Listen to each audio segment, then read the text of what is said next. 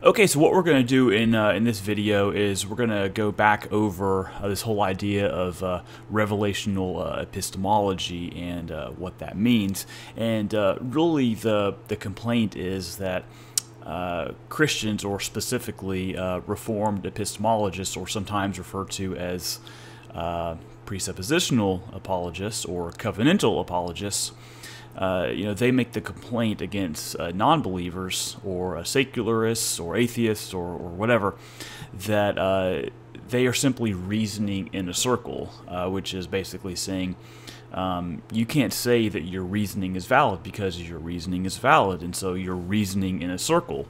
That's what the presuppositionalists would typically say to a secularist. And so the complaint back is, we're doing kind of the same thing. So if you kind of look back on the previous videos that I did on this subject, you'll kind of see some discussion about that. So if you're watching this, this is going to require a little bit of background. So I'm going to go ahead and respond to this gentleman. I have his video pulled up here. It's titled "Talking to Mr. Felker," and Film Philae is the YouTube channel. So I downloaded the video rather than stopping it and playing it right here on YouTube. It'll just be more reliable to play the downloaded video. But if you want to see it and interact further, there is the video. So I've got it pulled up here, and what I'm going to do is I'm just going to play it and just interact with it. So once again, if you want some context here, definitely look at my previous video. I think it's titled Revelational Epistemology, something along those lines. I already forget. So what this is intended to do is just be a really respectful dialogue with this gentleman. He's asking some really good, thought-provoking questions, and I think they really deserve a response. I'm not even sure if this gentleman is a Christian or not. It sounds like he probably is, but he's just kind of wrestling with some of these epistemological questions. So let's go ahead and jump in. Let me begin by saying I didn't expect this level of a response, and I thank you for taking your time to reply to me. So let's get started. You answered one of the main questions I had, which was what it is God is supposed to, in particular, reveal, as in the amount of knowledge, some, all of it, etc., right? Now let me explain why this was important to begin with.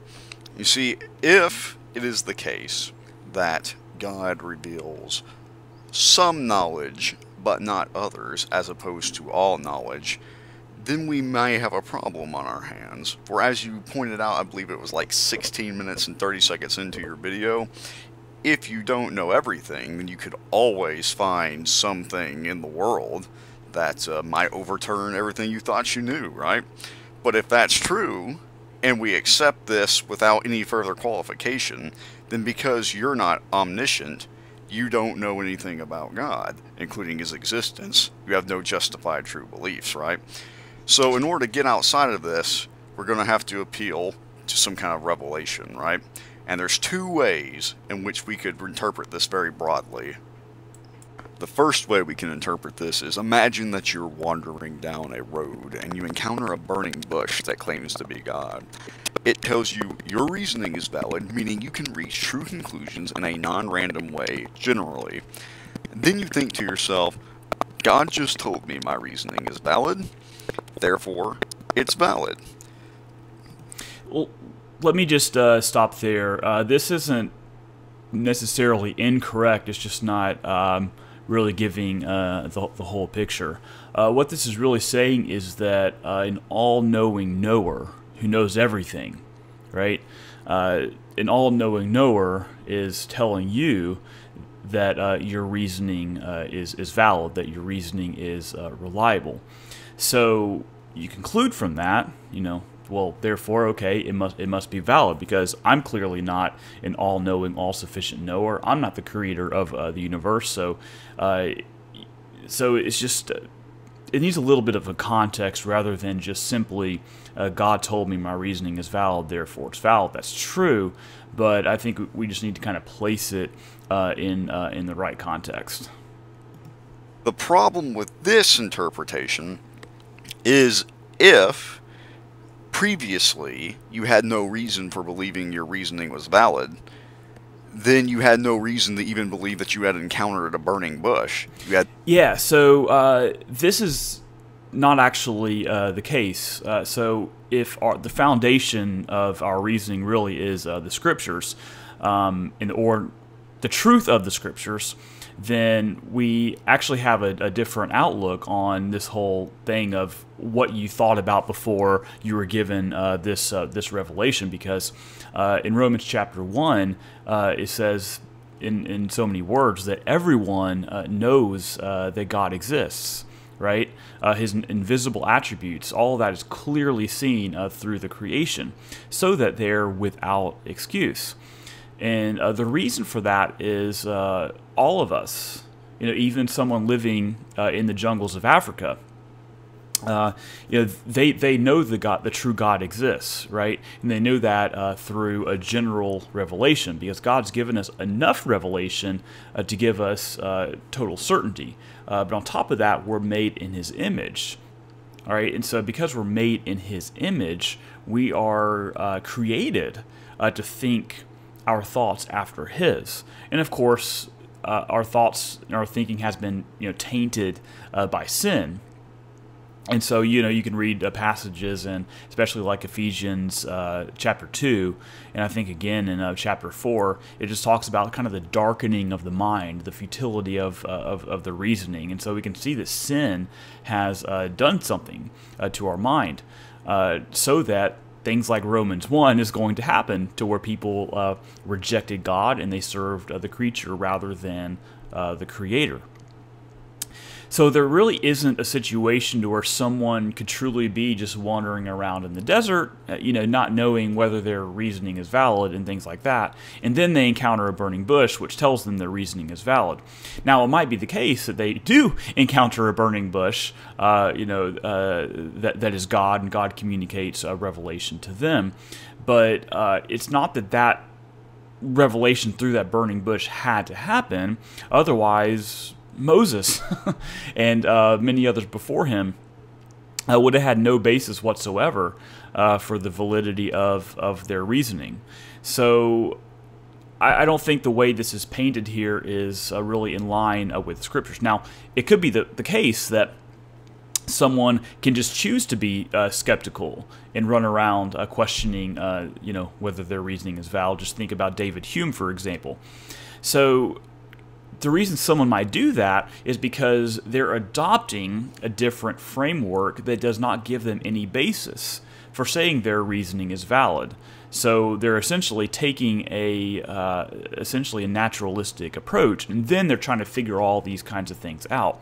But scripturally, that's not actually what happens. So unless someone's just prepared at the outset to say Scripture is just simply false, and this whole thing about people knowing that God exists, because they're made in His image and they see His creation, but they suppress that truth. Unless someone's just going to say from the outset that is totally false, then we can talk about that.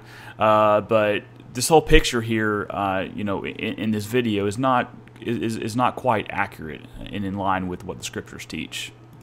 Reason to believe that the bush was speaking English. You had no reason to believe anything about the bush, including that it isn't a demon trying to deceive you. So the claim is the Bible must be true in order for us to trust our reasoning faculties. So it's not so much that the claim is that you have to know about the Bible to trust your reasoning faculties. It's that the Bible must be true, and if it's not true, then you cannot trust your reasoning faculties. So there's a bit of a distinction there, because like I said, there were men before the Bible was even written that could trust the reasoning faculties, and that's because God has revealed Himself through the creation and given us enough to be fully confident that He is real and that our reasoning is generally reliable. This is the first problem if we're going to have a internalist account of things that we will encounter. However, there is a second way we can get outside of this, and I think this might be what Reformed epistemology is mainly attempting to do. The second way we could interpret a revelation is for that to mean my justification for believing my reasoning is valid comes from God's nature, which is external to my reasoning. His nature guarantees that I can safely rely on my reasoning to reach the truth. Here we have what would be like a religious version of reliabilism, or a truth-tracking theory of knowledge, wherein God has his own ontology, and that ontology just lets me be able to trust my senses. Now, this is going to lead us to the problem of adjudicating between a secular reliabilism or externalist account and the religious reliabilism or externalist account. And this is true. There really is essentially only two options. Either your reasoning and the validity of your reasoning comes from God, or it comes from something else, whether that be society or the universe, whatever you might say. So the question really is going to be which viewpoint has internal consistency. So that's the question that we need to ask. The skeptical alternative might be the universe has constituted me in such a way that I can rely on my senses and reasoning to safely reach true conclusions in a way other than chance. Now, we gotta figure out, well, who's right? They can't both be right, surely. So we can ask a question, well, how do you know that the universe constituted you in a way that your senses and reasoning allow you to reach true conclusions? Well, he says, we know that because our senses and reasoning allow us to reach true conclusions. It's the ontology of the world. Well, you might complain that that's circular, it's question-begging, because it just assumes at the outset that his reasoning and senses are valid in order to prove that they're valid. It's not just that, okay? Because if we kind of stop there, I think there would be a decent point there. It's not just that. It's really that. Okay, so you say that the universe is constituted me in such a way that I can rely on my senses, because that's just simply how I've been brought up. Now, what we have to do is we have to kind of peel the skin a little bit and kind of look at what the secularist is standing on. What is their foundation? Because I would say the universe has not constituted you in such a way. I'd say there's good reason to say that you should not be able to trust your reasoning, because you are simply a byproduct of evolution, a completely mindless process with no goal that is focused, I'll put that in quotes, is focused on your survival, and not whether your senses are true beliefs. Evolution has no concern or no care whether your beliefs are actually true. All that it cares about is whether you can mechanically survive.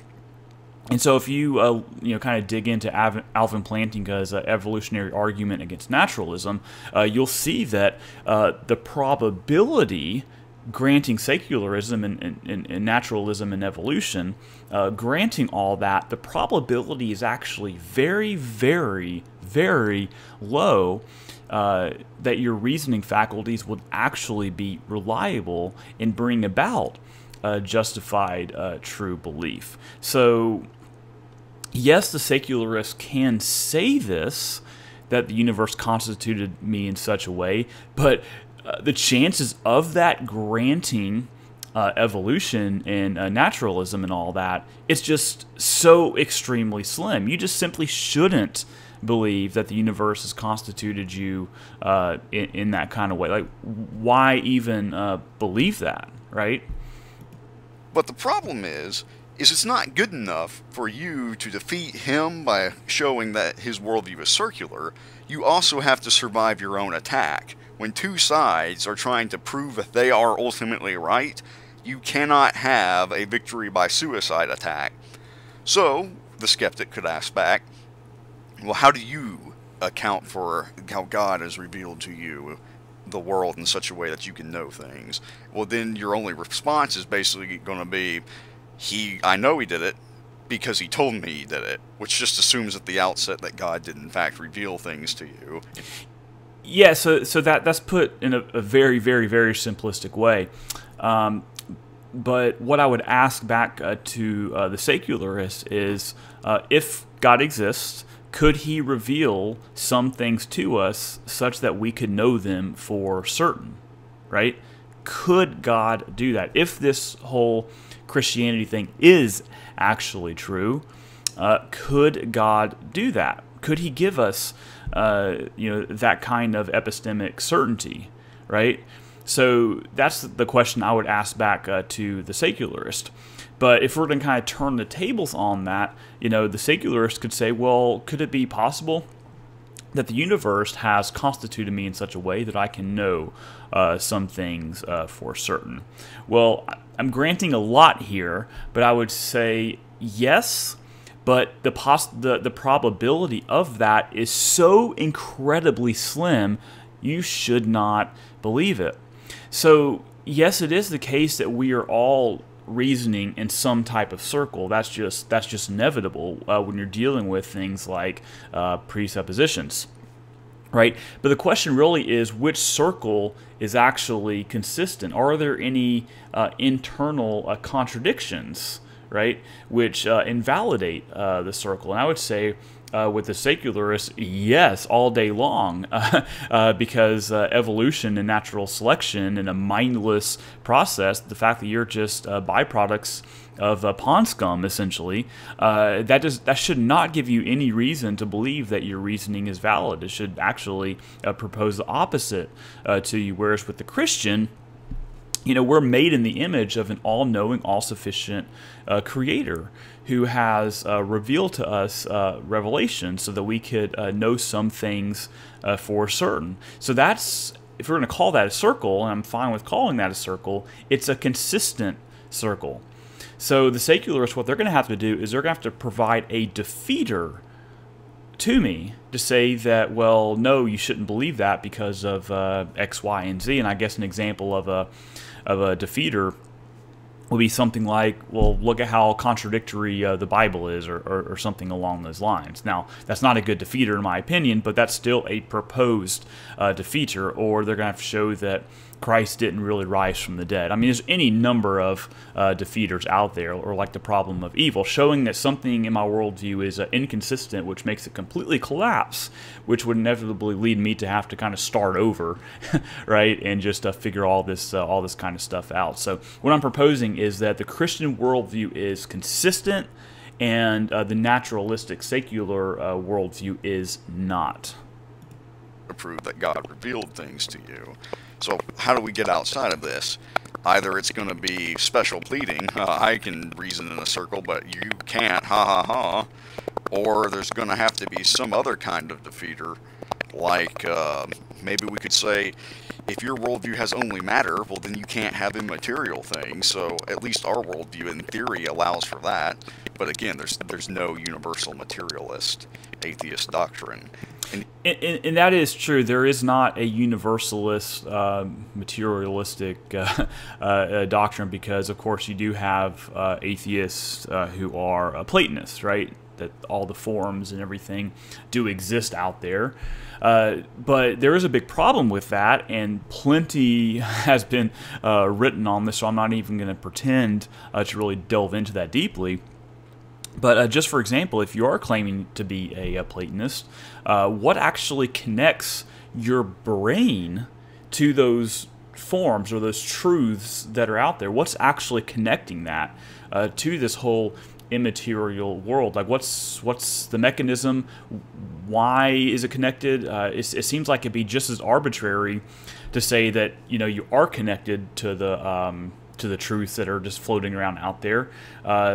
There's just as much reason to believe that you're not connected to those things that are out there. So I think there are major problems with atheists who do believe that there really are laws of logic that are just floating out there in the material realm. But that's so inconsistent, because where did those logical laws actually come from? And you've got some problems too, because logic has to be mind dependent. So yeah, there's a lot of problems with, and so I wouldn't be too dismissive here in saying that just because there are different ways of secularists or materialists dealing with this thing, that there isn't really a valid objection. I think there is, but I would say by and large, at least in my experience, most of the naturalists out there don't actually hold that logic is an actual thing that is out there, but instead logic is simply a product of our brains, right? And so I think that's incredibly problematic, because there's no logic happening up here in your brain if naturalism is true. What you have going on here is simply brain fizz and neurons firing, right? And so a simple chemical reaction doesn't produce the law of non-contradiction. What you just simply have is a chemical reaction. So there are major problems with the materialist account here, almost regardless of which perspective you hold to. But for our case here, that's not actually my primary objection or my primary defeater for naturalism. My primary defeater is simply that granting naturalism and evolution, you should have a very, very, very low probability that your reasoning actually produces justified true beliefs. There's just every reason to to believe that's the case. So that's the defeater, and that's where the circle really just falls apart, because it's just not a consistent circle. In fact, at best it's an arbitrary circle where you'd have at least a 50% reason for thinking that your reasoning is valid, and then you have a 50% reason for thinking that it's not valid. It's just all up in the air and arbitrary. But you can just claim that the universe has made your reasoning valid just because, well, if you didn't believe that, then you wouldn't be able to survive in this world. But again, I think that's question-begging, but I digress here. Let's continue. And then, like, matter can sometimes be kind of a tricky definition to begin with. So I guess this is really where my my postulating and my explaining ends. I'm waiting for an answer now. I guess with that, I conclude my video. Okay, overall, these were really good questions. Hopefully, what I said made some sense. If not, let's tackle this again. Hopefully, it doesn't take me an entire month to respond to the next one. But yeah, let's continue the dialogue here and see if we can learn from each other. So thank you for watching.